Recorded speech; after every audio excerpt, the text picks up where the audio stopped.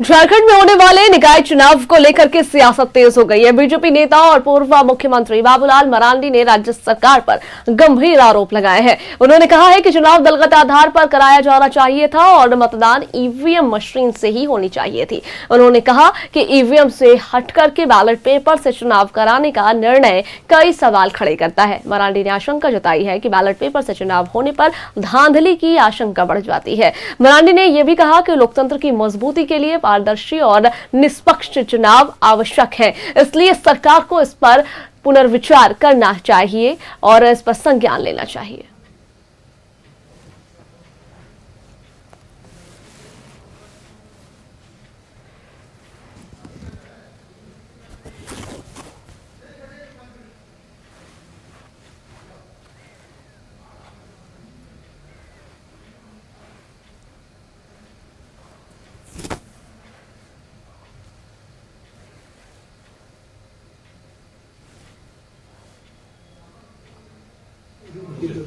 और आज चुनाव हो भी रहा है तो सरकार की कोई हेमंत सोरेन की सदिच्छा से नहीं हो रहा है, क्योंकि राज्य में नगर निकाय की कई जगहों का तो 5 साल से भी ओवर हो गया जो चुनाव हुआ।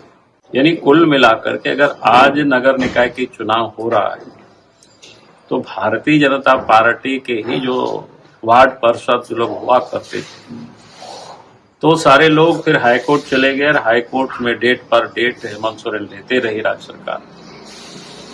लेकिन हाईकोर्ट ने अंत में उनसे कहा कि भाई आप फरवरी में इसको चुनाव कराइए। एक प्रकार से हाईकोर्ट ने झारखंड सरकार को एक डेडलाइन तय कर दिया उनके लिए।